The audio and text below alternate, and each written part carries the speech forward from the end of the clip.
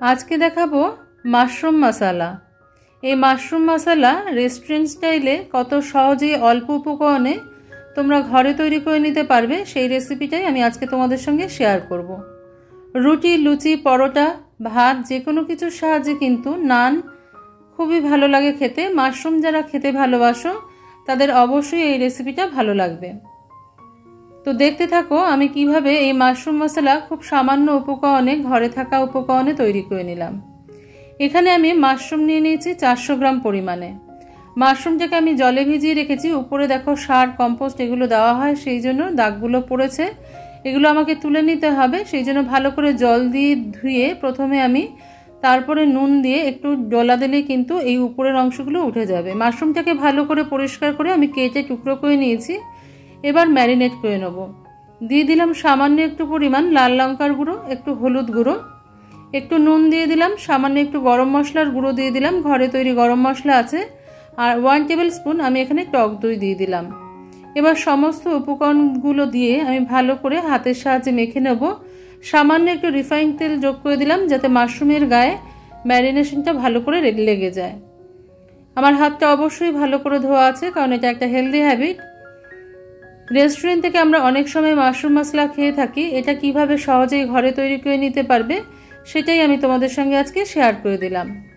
Welcome to my cooking channel Shatabdi's kitchen. Shatabdi's কিচেনে তোমাদের সবাইকে স্বাগত। নমস্কার বন্ধুরা, আমি শতাব্দী। তোমরা সবাই কেমন আছো? আশা করি সবাই ভালো আছো, সবাই সুস্থ আছো।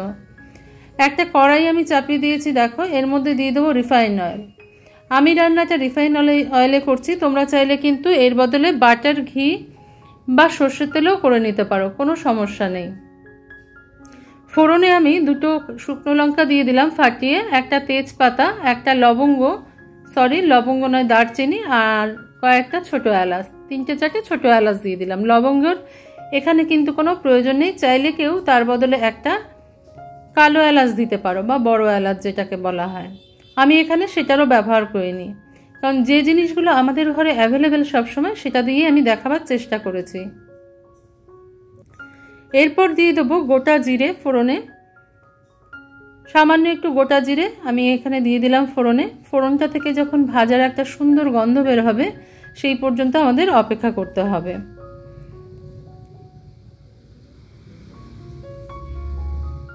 তেলটা গরম হয়ে গেছে, ফোড়নটাও দেখো রেডি হয়ে গেছে। এবার আমি এর মধ্যে দিয়ে দেবো 3টে মিডিয়াম সাইজের কুচনো পেঁয়াজ। আমি পেঁয়াজটাকে স্লাইস করে নিয়েছি, তোমরা চাইলে কিউব করেও দিতে পারো, কোনো অসুবিধা নেই। আমি এখানে 400 গ্রাম মাশরুমের জন্য 3টে মিডিয়াম সাইজের পেঁয়াজ কুচিয়ে নিয়েছি। একটু পেঁয়াজের পরিমাণটা বেশি লাগে, তাহলে খেতে ভালো লাগে। তো পেঁয়াজটাকে নাড়িয়ে চাড়িয়ে এর মধ্যে আমি একে একে সব মশলাগুলো মিশিয়ে দেবো যেগুলো দিতে হবে আমাদের। দিয়ে দেবো আমি এখানে সম পরিমাণে, মানে 1 টিস্পুন পরিমাণে আদা আর 1 টিস্পুন পরিমাণে রসুন কুচি দিয়ে দিলাম। 2টো কাঁচা লঙ্কা কুচিয়ে, ঝালের পরিমাণটা যে যা নিজেদের পছন্দ মতো আর প্রয়োজন মতন দিয়ে নেবে। এবার ভালো করে নাড়িয়ে চাড়িয়ে নেব যতক্ষণ না পর্যন্ত পেঁয়াজটা নরম হয়ে যাচ্ছে। লাল করবার দরকার নেই, একটু নরম হলেই হবে। এবার আমি এর মধ্যে দিয়ে দেবো একে একে একটুখানি নুন দিয়ে দিলাম। নুনটা দিলে পেঁয়াজটা তাড়াতাড়ি নরম হয়ে যায়। আমি এখানে 2টো মিডিয়াম সাইজের টমেটো একটুখানি গ্রেটের সাহায্যে গ্রেট করে ব্যবহার করেছি, তোমরা চাইলে কেটেও ব্যবহার করতে পারো। তবে কেটে ব্যবহার করলে টমেটোটা নরম হতে একটুখানি সময় লাগে, আর গ্রেট করে দিলে কিন্তু সেই সময়টা একটু বেঁচে যায়। সেই জন্য আমি গ্রেটের সাহায্যে গ্রেট করে দিয়েছি, চাইলে তোমরা বেটেও দিতে পারো, যার যেরকম ভালো লাগে।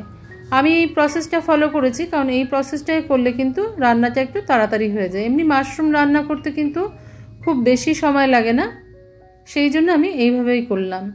এবার কিছুক্ষণ সময়ের জন্য আমি একটু ঢাকা দিয়ে দেবো যাতে মশলাগুলো ভালো মতন কষে যায়। দেখো মশলাগুলো ভালো মতন কষে গেছে, পেঁয়াজের গা ছেড়ে কিন্তু তেলটাও বেরিয়ে এসেছে।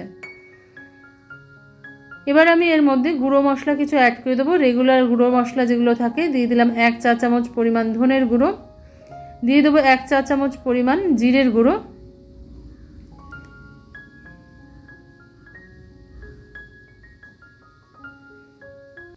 দিয়ে দেবো একটু টেস্টের ব্যালেন্স আনার জন্য 1 চা চামচ পরিমাণ চিনি।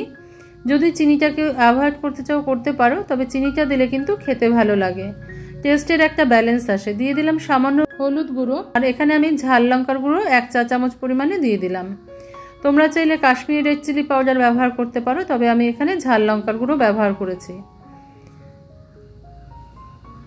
ঝাল, নুন আর মিষ্টিটা যে যা নিজেদের স্বাদ মতন দেবে। মিষ্টিতে খাওয়ার অসুবিধা থাকলে স্কিপ করতে পারো, তবে মিষ্টিটা দিলে কিন্তু টেস্টের একটা ব্যালেন্স আসে বলে খেতে অনেক বেশি ভালো লাগে।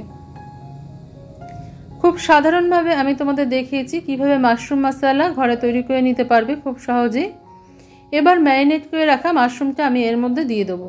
মাশরুম থেকে দেখো অনেক জল বেরিয়েছে, আমাদের কিন্তু মাশরুম রান্না করতে জলের কোনো প্রয়োজনই নেই। খুব হালকা হাতে নাড়িয়ে চাড়িয়ে নেব আমি এটাকে।